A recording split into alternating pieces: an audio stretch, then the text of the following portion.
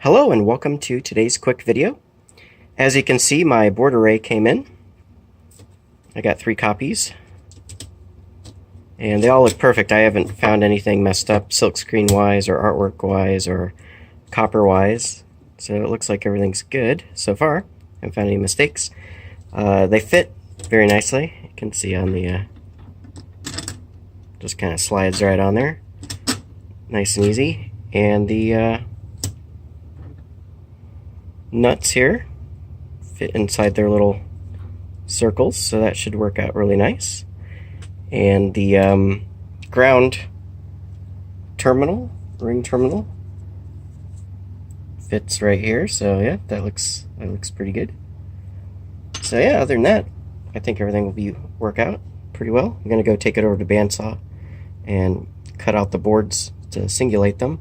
We let the board manufacturer handle all the fancy curves and stuff, so I didn't have to try to do that on the bandsaw. But yeah, they look pretty good.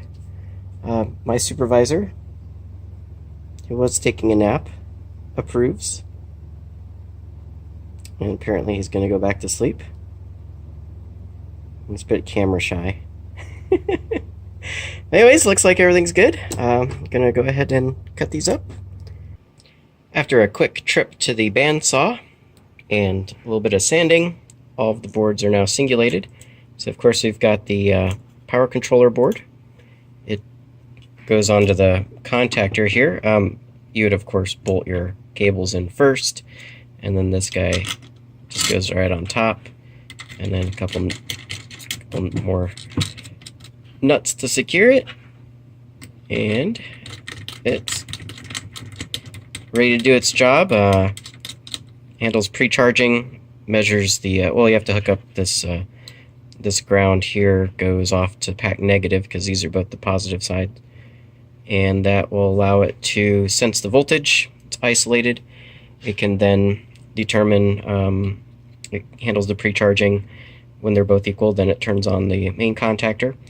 It also measures the voltages and the reads the cells from the battery management system, and if any cell goes above or below a certain limit that's user programmable, then it'll open up the contactor, protect the battery pack.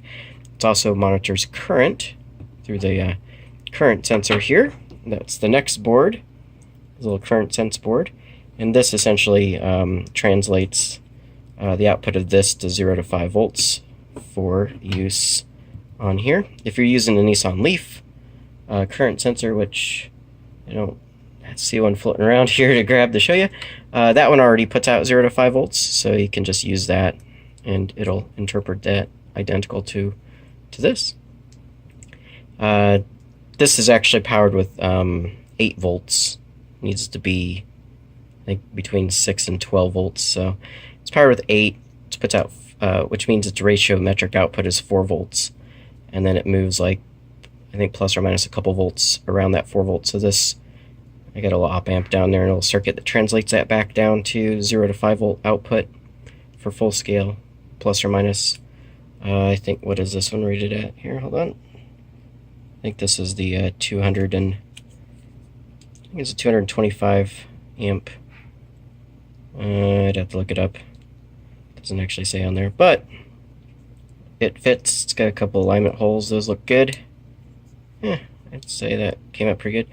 And then there's a couple screws that go through there and some captivated nuts, and then you can mount that.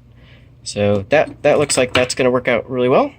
And then of course we've got the Pack Sniffer 2.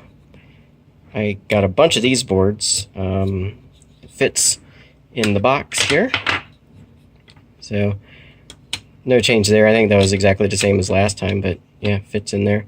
The display lines up, even though these are different displays. I got these ones from China. I ordered 10 of them and I only received 4, so I have to send some emails off to see if I can recover my remaining 6 that are missing. They only shipped me 4 of them. They are different than the ones that I used on Pack Sniffer 1, which is here. If I kind of like that, you can kind of see this has got, you know, some extra IC over there. I think this is for the serial mode, but I'm using them in parallel, so I didn't buy the serial ones. This one's got all of that over here, so you can kind of see the parallel bus there. So they are slightly different. Hopefully they work as well as the other ones. Yeah, we'll see. Always risky when ordering things off of eBay.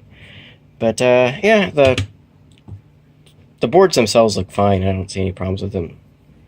Came out pretty good. Yeah, I'm happy with them. Got all the parts in, so I just gotta build up. I've got enough to build up 6 of each, so 6 of these guys, 6 of these guys, and 6 of these guys, minus the 2 displays that I'm missing. Oh, and then these are the button boards, which I just used as filler material to take up the rest because I'm allowed 60 square inches, and I just ate up the rest of the space with these guys, and they go to actually these servo controllers that I make. Even though I'm using this to be a battery pack simulator, it actually does just plugs into this connector here for the buttons when it's used for servos. So yeah, that's pretty much it. Thanks for watching. Bye.